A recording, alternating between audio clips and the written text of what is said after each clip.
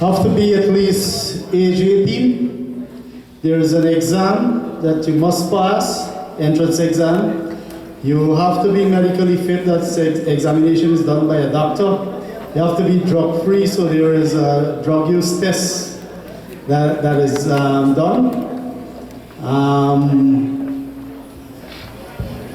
There is an interview as well, which has to do with character. There is a background check that is done by our intelligence people, and that's it.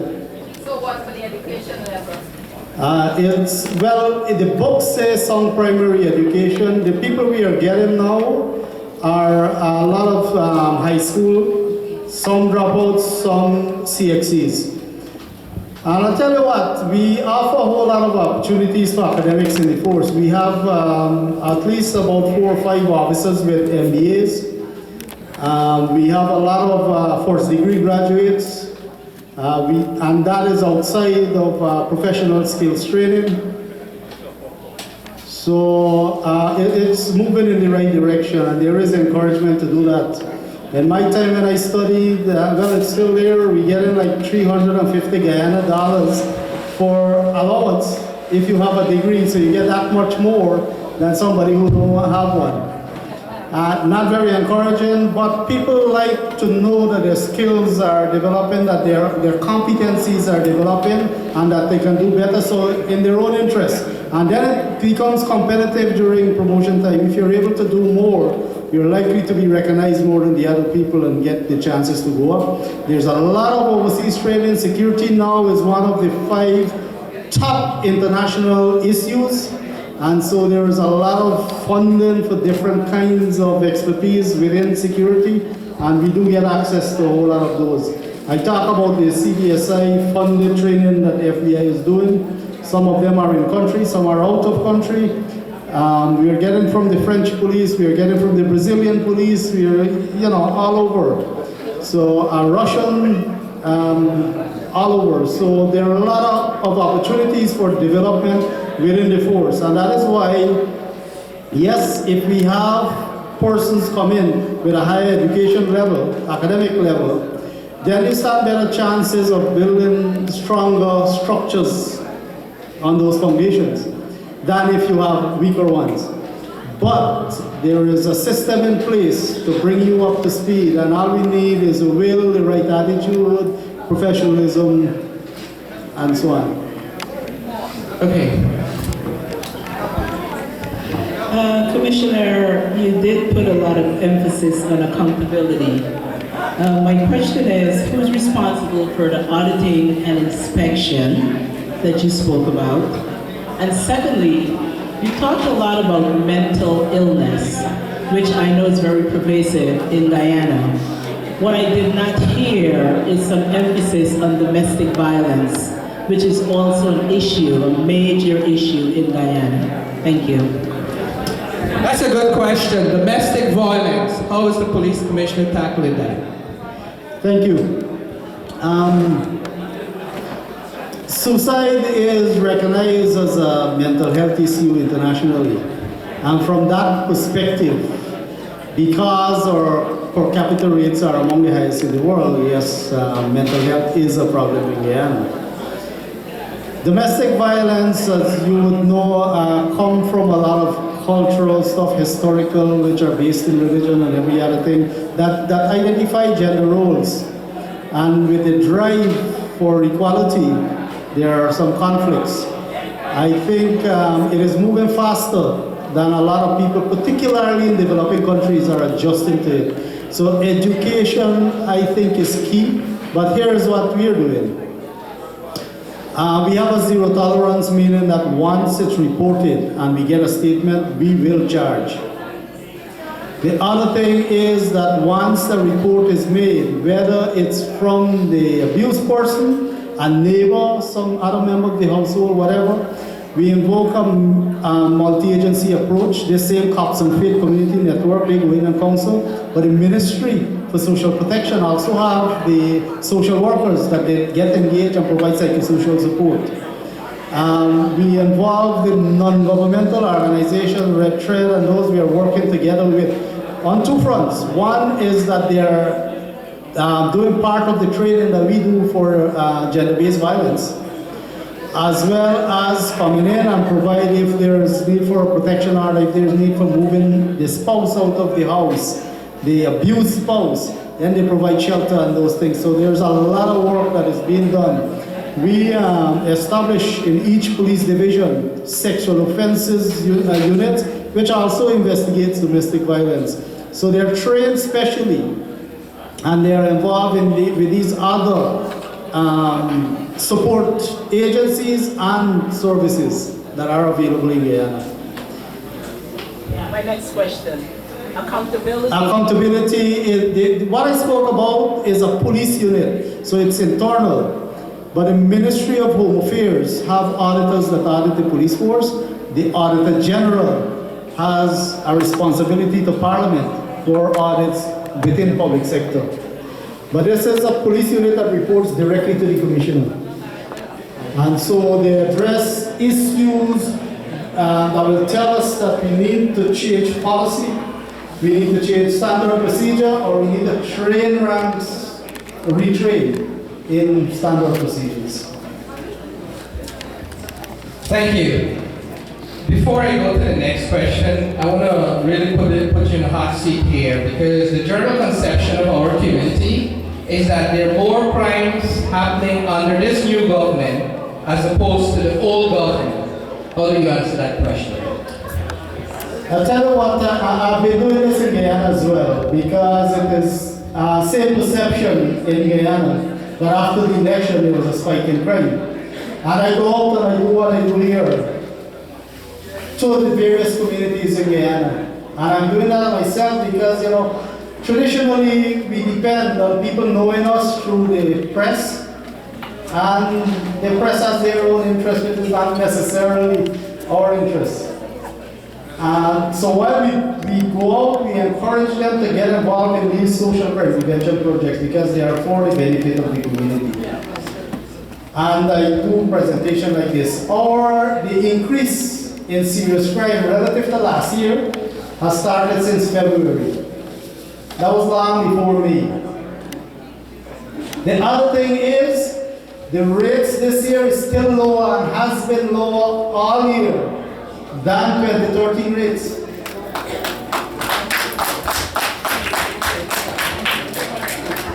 Pardon? Oh, I'm sorry. Next question. So what the commissioner is saying is that the conception is wrong, that the statistics is showing that there's lower rates. He's also saying that this crime wave or whatever spike happened in February, which is before the elections. So hopefully, as we see all these programs in place, Mr. Commissioner, you think there's going to be a decrease in crime? I'll tell you what, when we look at the persons we charge for serious crime, we see that in excess of 50% are between the ages of 14 and 25. We see another 25% between 25 and 35. Again, why we go into this community, the social crime prevention project program has to do with developing these networks. Has to do with environmental prevention. So we clean shrubs, we get community together, put in street lights, get somebody to put a light at the side of the house that could shine on the street. Really increase visibility. Visibility enhances security. So we do that. We have a youth program which deals with two things. One is occupying youth spare time in sports. So we organize sports and we see those 14 football teams, but we do this all over. And then to develop sports infrastructure. So the play fields and those kinds of things, we go and we help the community develop. What we are doing in all of this too is that we are giving you no handouts. We are meeting you halfway, so the community has to come together. And there is strength, a lot of strength in that because we strengthen social fabrics of the community. You have to come together and do your lot in this work. That we do. We are building a pavilion at the in Essequibo, at the cricket ground that they asked for. And we told them, listen, we are going to supply you with materials. You got to come together to do the construction. We can find one expert. who make sure that you do, civil engineer kind of guy. But you gotta come there and lay the blocks and hit the nails in and so on. And build stronger communities when you have people in communal type of work. There's communal thinking, there's communal effort. Community becomes stronger. The kids grow up with everybody eye on them. It's back like the old days in the country years in particular. So, I think I missed the question there. Well, do you see the crime increasing going forward because of working? What causes crime? Crime is a social problem. It starts from the family. If you get breakdown in family, that kid is not going to get the attention that he or she ought to get. The society is structured in such a way that where there are slippages in the family, then religion takes over, then education takes over, then community takes over. And where there are weak institutions, the product, the child that goes wrong and the child that goes right are both products of the same community. Whether it go right or wrong has to do with how we respond. There are several other factors. There are a lot of youths today, not only in Guyana, out of the world, without jobs. They have an expectation like everybody else to live in a fancy house, to drive a fancy car, that kind of thing. If they can't get jobs, how do they get that? They can't get it conventionally, they go unconventionally. We have today in society is different than from the Guyanese who were back in the 60s and 70s. There was no mass media. So you don't get introduced to the different cultures. There was no internet until after 1990 and social media came afterwards. So you're in the sitting room, your kid is right there with you, you watching your show on television and they're like this on their cell phone all the time. Who are they talking to?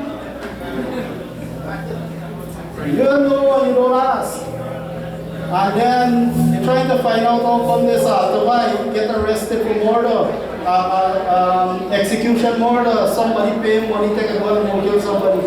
It's because we didn't engage, society's being there. And so there are a number of issues which are in the main cultural. There are of course the political issues which drive terrorism and so on. We don't have that. Not in this, in South America, the whole. I mean, there are elements that you see now and then, but we don't get the problems that you're seeing in Europe and in Asia right now, in Africa. So the type of violence that we are seeing in the Caribbean, Latin America in particular, are cultural based. In the personal skills, and only education develop in the personal skills. As soon as they get a disagreement, they want to punch it out. Or shoot it out, or whatever the case may be. And that is why one of the things that we are doing also in the social crime prevention project program is to develop life skills. We talk about the lifestyle diseases presentation, education, but there is also first aid that we are doing with the kids. There is also anger management and a whole lot of other things that we do in these clubs. So we give them skills that they need to use to address the everyday issues in the communities that they operate, whether it's home, in the family, domestic violence, whether it's at school, whether it's at work, play, whatever the case may be. Thank you. Hello, good evening, Commissioner. I'm very impressed with your numbers that you came with here tonight. But the Sudanese are very concerned. You gave the numbers tonight, and as you said, the press, but in reality, they are still problems. We don't expect you to have it done overnight, but every time we turn around, I'm one of those Guyanese, I'm on the street every day. I speak to Guyana every day. I have nieces and nephews who live there. There are a lot of problems. And until the government of Guyana, including members of the police department, there is still a lot of corruption. It's nice coming telling us all of these figures and numbers, but in reality, there is a lot of things going on. And And for us, coming up to 50 years of independence, there's so much of us planning to go home. Guyana is our birthplace. We may live here for God knows how long, but there's many of us who are excited to return back to Guyana. You have people coming home who haven't been back to Guyana in 30 or 40 years, but they want to come back. And this is not about Indian government or a black government. We as a people, as a nation, I was born in Guyana, I born in Linden. I don't know nothing about races because we grew up among Indians, and I don't know the meaning of power, as what they tell me. I don't know the meaning of Diwali, but I celebrate those holidays as a Guyanese. So if you can tell us here tonight, let's get serious. How are things are going to happen? I know I look at all these fancy programs, but as Guyanese we dealing with. We need to get that criminal activities down low, and members of the police department. I was in Guyana just recently. I go there quite often. And the way police officers behaving, it looks like they own the force. Those until police officers get their act together, then we don't have a police force. And that is something, Commissioner, you got to get within the circle. Because I am paying for bribe, I am doing those things. I'm not one of the Guyanese. I never did, and I have no intention. So please, get to the bottom. I know you're at the top. Don't get me wrong. I'm not worried about you, Mr. Commissioner. But it's the ones that is in the middle. And unless you put the people out there, they raise the salary of police officers, that when a police officer commits a crime, he got to take the punishment.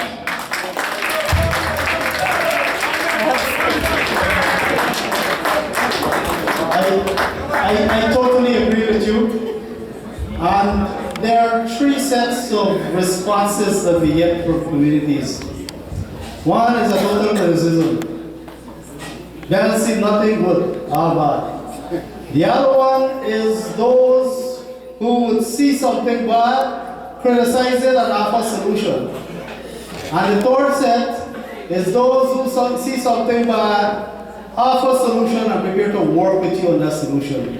The question is here, corruption is an international phenomenon. If anybody here can stand up and tell me any part of the world that don't have corruption, in any sector, or any sector of the society that don't have corruption, God bless them. Anybody, tell me where, and tell me in which sector of community there is corruption. So it's an international phenomenon, but we have to deal with it. We have to deal with it. And what do? It's not acceptable. It's not acceptable. We shouldn't accept it. Now, in Guyana, there's a commission addressing, appointed by the president, addressing salaries within public service. They will come out with recommendation, and the issues on whether the police salary can do more than putting food on the table and can meet expectations, like our neighbors and so on, that will be addressed. Second issue, internally have changed the standard operation procedures. Every single report, even if it's made in the newspaper, every article where there's a complaint against the police that appears in the press is sent to the Office of Professional Responsibility for investigation. All those files go to the chairman of the Police Complaints Authority. Two things he look for. One is whether sufficient investigation was done, sufficient and professional investigation was done. And secondly, whether offenses are established, be it departmental or criminal. And he makes that recommendation to the DPP. The file then go to the DPP, who also do the assessment on the investigation, and also make recommendation. If there is a criminal charge, that person goes to court, they are normally interdicted, and then when the case finished 5 and 10 years ago and somebody got to court to give evidence, they win the case, they come back and get back the job. That ain't happening any longer. You got a month to tell me why you shouldn't be dismissed, and you're dismissed after a month. That is save and accept that I only have the authority to do that from sergeants to constables. Inspectors and senior officers, the Police Service Commission, which is independent of the Guyana Police Force, deal with both their promotion and discipline. Thank you, sir. Thank you very much. We're going to take 2 more questions. Okay, I'm going to ask this gentleman. Thank you. Mr. Commissioner, a 2-part question for you. One is, with the excitement in the air, like the previous speaker said about the 50th anniversary celebration, and we know you've addressed the crime issue, what methods are you putting in place for that specific period of celebration? That's one. And 2, what have been the benefits of the curfew, the 4 o'clock curfew in Guyana, as it relates to crime? 2 o'clock. Our laws, there are 2 sets of legislation that we have. One that we took over from the British when we gained independence in 1966. And there was a law that was passed then that retained all those legislation. And then there are some new ones, because back in those days we hadn't organized crime and those kinds. So there are new legislations as well. That one was since in the British time. It never changed. And it's not a curfew. The law enforced that long before we were born. Any of us here were born. And so all the minister did is say, listen, enforce it, and that is what laws are for, to be enforced. Now here are benefits. Do you think that a person who drinks more is more impaired in their judgment, whether they're driving, talking, doing any kind of interaction?